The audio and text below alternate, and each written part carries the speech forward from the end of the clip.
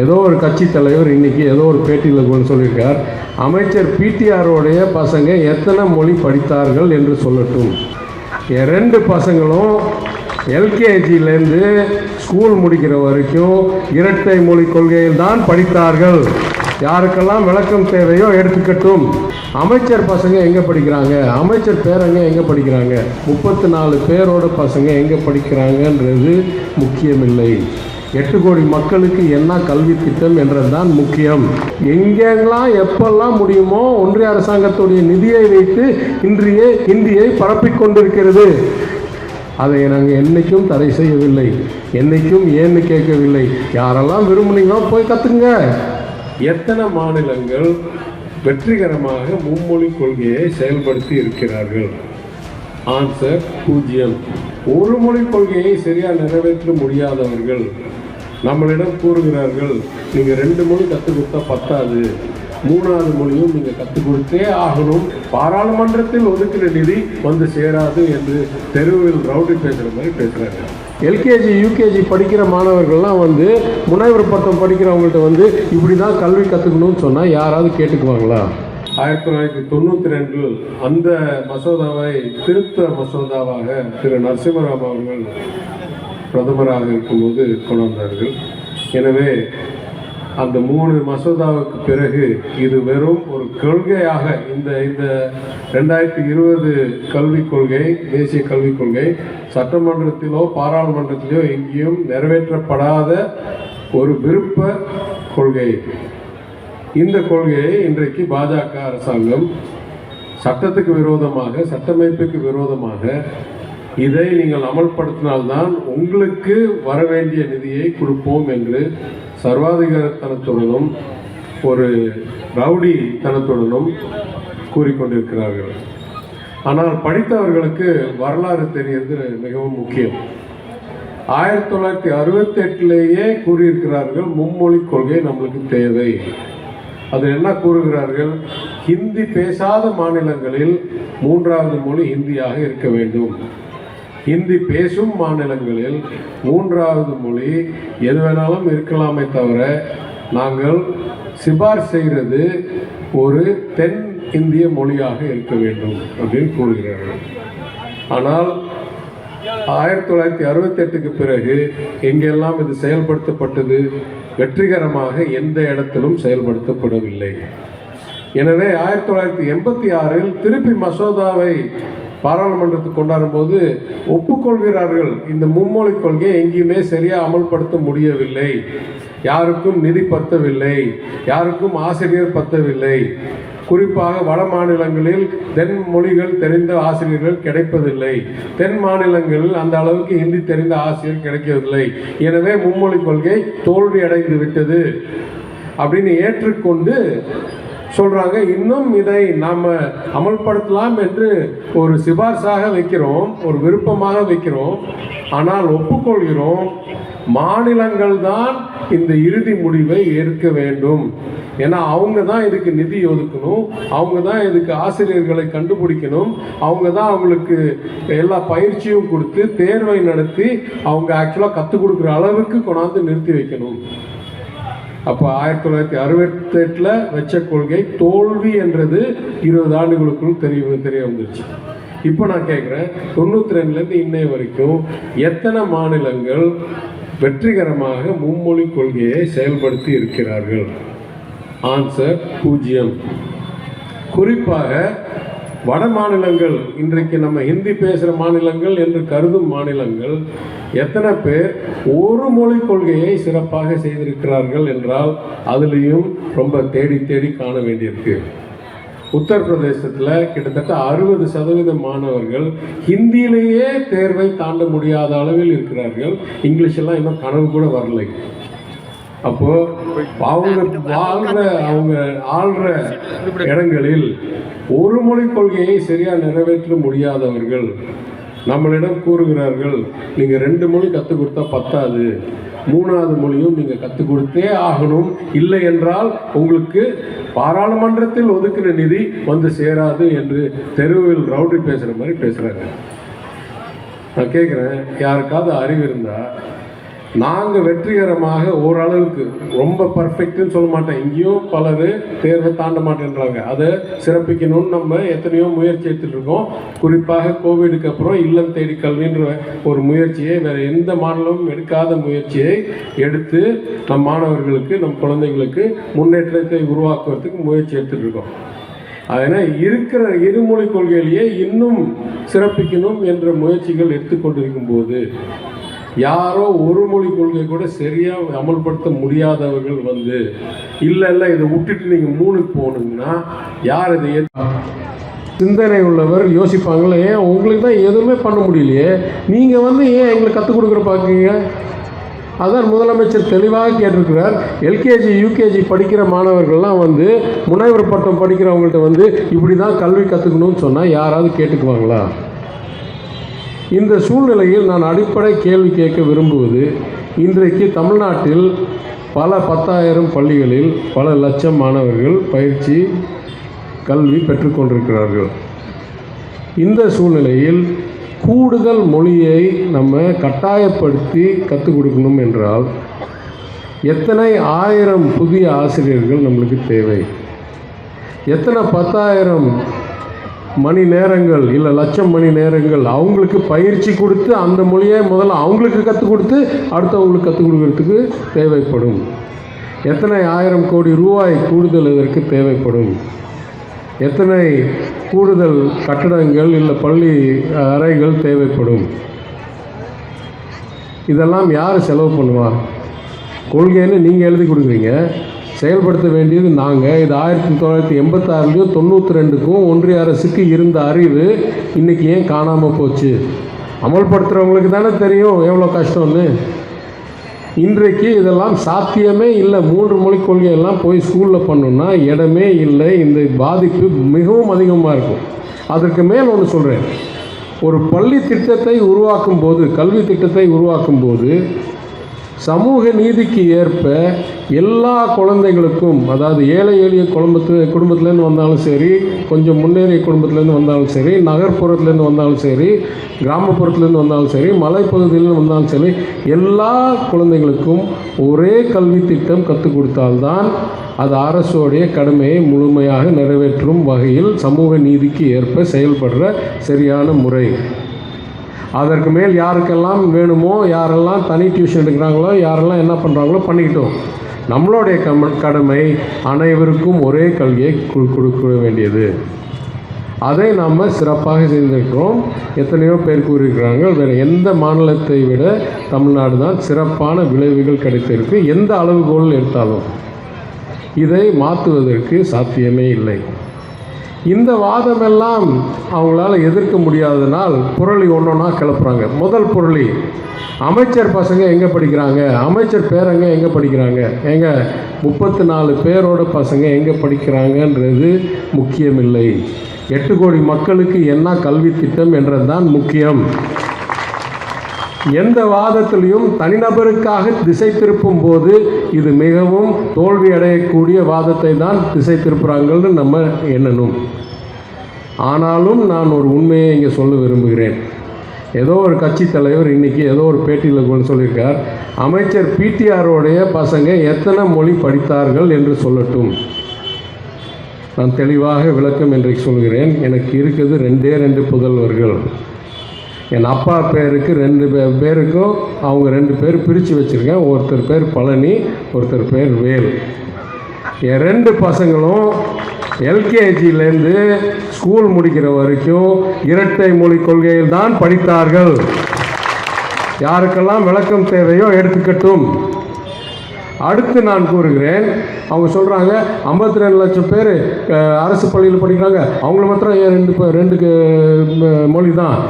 56 லட்சம் பேர், 58 லட்சம் பேர் தனியார் பள்ளியில் படிக்கிறாங்க, அவங்களுக்கெல்லாம் ஏன் 3? அப்படியே கிடையாது. போர்டை, அதாவது கல்வி திட்டத்தை பொறுத்து இருக்குது.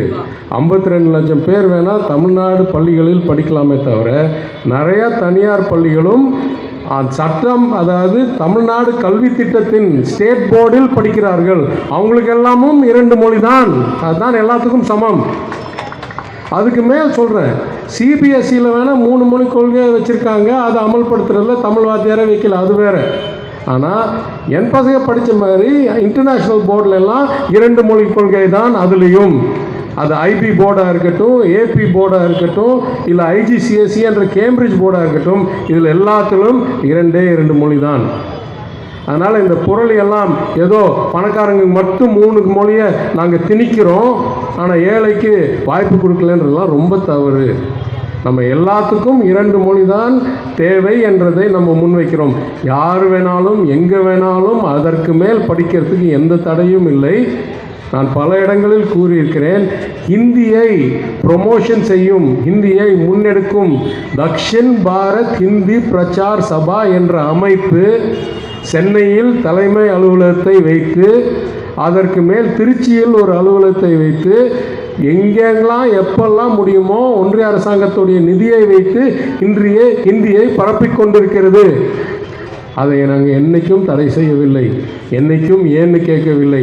யாரெல்லாம் விரும்புனீங்களோ போய் கற்றுங்க, கட்டாயப்படுத்த மாட்டோம். எங்களுக்கு இருக்கிற கல்வியை கெடுக்கிற அளவுக்கு 3வது மொழியை அறிமுகம் செய்ய மாட்டவே மாட்டோம். நீங்கள் எவ்வளோ பணம் கொடுத்தாலும் சரி, கொடுக்கலனாலும் சரி, நீங்கள் சட்டத்துக்கு விரோதமாக செயல்பட்டால் நாங்கள் பணிந்து போகிறவர்கள் இல்லை.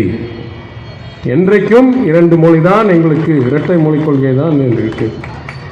இந்த தலைப்பில் எத்தனையோ வாதங்களில், எத்தனையோ விவாதங்களில் நான் பங்கேற்ற பிறகு இதை தெளிவாக நான் கூற விரும்புகிறேன்.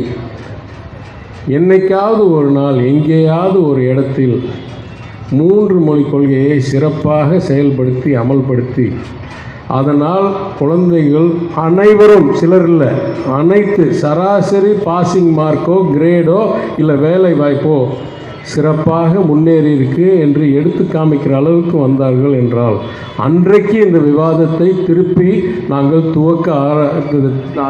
தயாராக இருக்கோமே தவிர, அது வரைக்கும் திருப்பி பழைய கருத்தை சொல்லி எத்தனை வாதத்தை தாண்டியும் திருப்பி புரளையை எழுப்பி இந்த விவாதத்தை நீடிக்க விரும்பினார்கள் என்றால் எங்களுக்கு எந்த வகையிலும் இதுக்கு விருப்பமும் இல்லை, நேரமும் இல்லை.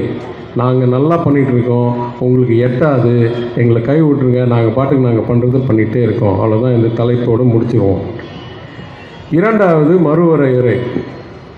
மறுவரையறையை நம்ம ஆய்வு செய்யும்போது இந்திய நாட்டுடைய 2 தனித்துவத்தை நல்லா அறிந்து கொள்ள வேண்டும். ஒன்று, நாடு சுதந்திர நாடாக முதல் 1947 சுதந்திரம் பெற்று 1950 சட்டமைப்பை அனைவரும் ஏற்றுக்கொண்டு ஒரு ரிப்பப்ளிக் குடியரசாக மாறின போது முதல் ஒரு கவலை, ஒரு அச்சம் என்னவென்றால், இதுவரைக்கும் இங்கே இந்த ஒரு நாடு என்றது இருந்த வரலாறே கிடையாது. வெவ்வேறு மன்னர்கள், வெவ்வேறு சிறு குறு மன்னர்கள், வெவ்வேறு பெரிய தலைவர்கள், அசோக சக்கரவர்த்தி, இங்கே பாண்டிய நாடு, அங்கங்கே இருந்த ஒரு இடத்தை ஒரே ஜனநாயக நாட்டாக எத்தனையோ மொழிகள், எத்தனையோ கலாச்சாரங்கள் உள்ள இடத்தில் ஒரே நாட்டாக அமைப்பும்போது ஒன்றிய அரசுக்கு நிறைய சக்தியும் நிறைய எல்லா சட்ட உருவாக்குற ஒரு தன்மையும் எல்லா வகையிலும் அதிகாரத்தையும் கொடுத்தால்தான் இந்த நாட்டை கட்டுப்படுத்தி நீடிக்க முடியும் என்ற அச்சத்தில் உலகத்தில் வேறு எந்த நாட்டிலும் இல்லாத அளவிற்கு ஒன்றிய அரசிடம் மட்டும்தான் பல சக்திகள் இந்த நாட்டில் இருக்கிறது. நான் அமெரிக்காவில் பல ஆண்டுகள் வாழ்ந்தவன். நான் சைனாவில் பணி செய்திருக்கிறேன் வங்கியாளராக. சைனாலும் சரி அமெரிக்காலும் சரி போலீஸ் கண்ட்ரோல்லேருந்து ஒரு துறை, அதாவது தொழில் ஆரம்பிக்கிற லைசன்ஸ்லேருந்து எல்லாமே மாநகர அளவுலையோ மாநில அளவுலையோ தான் கொடுப்பாங்க. வங்கி லைசன்ஸை கூட மாநில அளவில் மட்டும்தான் கொடுப்பாங்க. வருமான வரியை மாநில அளவில், மாவட்ட அளவில், மாநகர அளவில் வருமான வரி ஈட்டுறதுக்கு உரிமை உண்டு. ஆனால் இந்தியாவில் எல்லா உரிமையும் டெல்லியில் இருக்குது. இத்தகைய நாட்டில் நாடாளுமன்ற உறுப்பினர் எண்ணிக்கை மிகவும் முக்கியம். ஏன்னா எல்லா அதிகாரமும் எல்லா சக்தியும் அங்கே இருக்குது என்றால் அங்கே நம்மளுடைய எண்ணிக்கையோ நம்மளுடைய சதவிகிதமோ நம்மளுடைய ரேஷியோவோ குறைந்தால் நம்மளுடைய பங்கு நம்மளுடைய பங்கேற்பு மிகவும் பாதிக்கப்படும் என்ற உண்மை. இது இந்தியாவுடைய முதல் தனிப்பட்ட அம்சம் தெரிய வேண்டியது. இரண்டாவது, வேறு எல்லா நாடுகளிலும் அதிக வளர்ச்சி இருக்கும் இடங்களில் அதிக மக்கள் தொகை இருக்கும். இப்போ நியூயார்க்லேயோ கலிஃபோர்னியா மாநிலத்திலேயோ அதிக மக்கள் தொகை, அதிக வளர்ச்சி, அதிக பொருளாதாரம். சின்ன மாநிலங்கள் இடம் இல்லை, மக்கள் தொகை சின்ன மாநிலங்கள் நார்த் டக்கோட்டாவோ இல்லை சவுத் டக்கோட்டாவோ போட்டால் 5 லட்சம் பேர் 8 லட்சம் பேர் இருப்பாங்க. பொருளாதாரம் கம்மியாக இருக்கும், இடம் பெருசு, ஆனால் மக்கள் தொகை கம்மி. ஏன்னா அங்கே பொருளாதார நடவடிக்கை இல்லை. எங்கெல்லாம் பொருளாதாரம் அதிகமாக இருக்கோ அங்கெல்லாம் மக்கள் தொகை அதிகரிக்கும். அப்படின்னா அங்கெல்லாம் வரி ஜாஸ்தி இருக்கும், அங்கெல்லாம் எல்லா வகையிலும் கட்டமைப்பு ஜாஸ்தி இருக்கும், நிதி புழக்கம் ஜாஸ்தி இருக்கும், பணப்புழக்கம் ஜாஸ்தி இருக்கும், எல்லாம் இருக்கும். இதே சைனாவில் அந்த எல்லைகளில் எல்லா எல்லை மாநிலங்களிலும் இருக்கிற நிறையா ஃபேக்ட்ரி, நிறைய உற்பத்தி, அதனால் அங்கே பணி செய்வதற்கு நிறையா மக்கள் தொகை. அதனால் உள் மாநிலங்களில் மக்கள் தொகையும் கம்மி, பொருளாதாரமும் கம்மி. வெளி மாநிலங்களில், அதாவது கடலோர மாநிலங்களில் மக்கள் தொகையும் அதிகம், பொருளாதாரமும் அதிகம். அப்போ அங்கங்கே பொருளாதாரத்துக்கு ஏற்ப நிதி புரளும். ஆனால் இந்தியாவில் மட்டும் என்ன வித்தியாசம்? இங்கே ஏற்கனவே எல்லாரும் கூறினது போல் பொருளாதாரம் அதிகமாக இருக்கிறது தமிழ்நாடு, கர்நாடகா, ஆந்திரா, தெலுங்கானா, தென் மாநிலங்களில் பொருளாதாரம் அதிகமாக இருக்குது. கிட்டத்தட்ட நாட்டுடைய உற்பத்தியில் 45% இங்கே இருக்குது. ஆனால் மக்கள் தொகை 25% கூட இங்கே இல்லை. ஆனால் இந்தியாவில் மட்டும்தான் ஏழைகள் இருக்கிற இடத்தில்தான் மக்கள் தொகை ஜாஸ்தியாக இருக்கிறது. எனவே என்ன ஆகுது? ஆண்டுக்கு நம்ம செலுத்தும் வரியில் நம்மளுக்கு ஒரு காலத்தில் ₹1 செலுத்தினா 70 பைசா வந்துட்டு இருந்துச்சு. அது குறைஞ்சி 50, 30, இப்போ 25 என்னமோ வருது. இதே ஏழை எளிய மக்கள் நிறைய இருக்கிற உத்தரப்பிரதேஷ்லையோ பீகார்லேயோ ஒரு நாளைக்கு ஒரு காலத்தில் ₹1 கொடுத்தாங்கன்னா ₹1 வாங்கிட்டு இருந்தாங்க. இன்றைக்கி ₹1 கொடுத்தாங்கன்னா ₹4 வாங்கிட்டு இருக்காங்க. அப்போது ஏற்கனவே 5 இருக்கிறது. பொருளாதாரம் அதிகமாக மக்கள் தொகை இருக்கிற கம்மி மாநிலங்களுக்கு இவ்வளோ கம்மி நிதி வருது. பொருளாதாரம் கம்மியாக இருக்கிற மக்கள் தொகை அதிகரித்து கொண்டே இருக்கிற மாநிலங்களுக்கு நிறைய நிதி போகுது. நம்மளுக்கு 40 சட்டமன்ற உறுப்பினர் இருக்கும்போது, பாராளுமன்ற உறுப்பினர் இருக்கும்போதே இப்படி இருக்குது. நாளைக்கு இது குறைஞ்சா என்ன ஆகும்?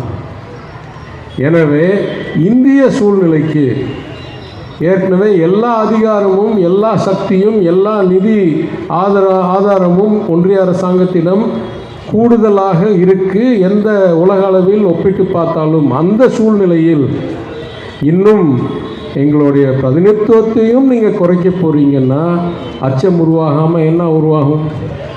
எனவே இந்த மறுவரையறையை தலைவர் சரியான நேரத்தில், ஏன்னா அடுத்த வருஷம் இது முடிய போகுது, 50 வருஷம் அந்த நிறுத்தி வைத்திருந்தது அடுத்த வருஷத்தோடு முடிய போகிற சூழ்நிலையில் இதை போராடி வெல்லணும் என்று கூறுகிறார். அது நம்மளுடைய அனைவருடைய கடமை.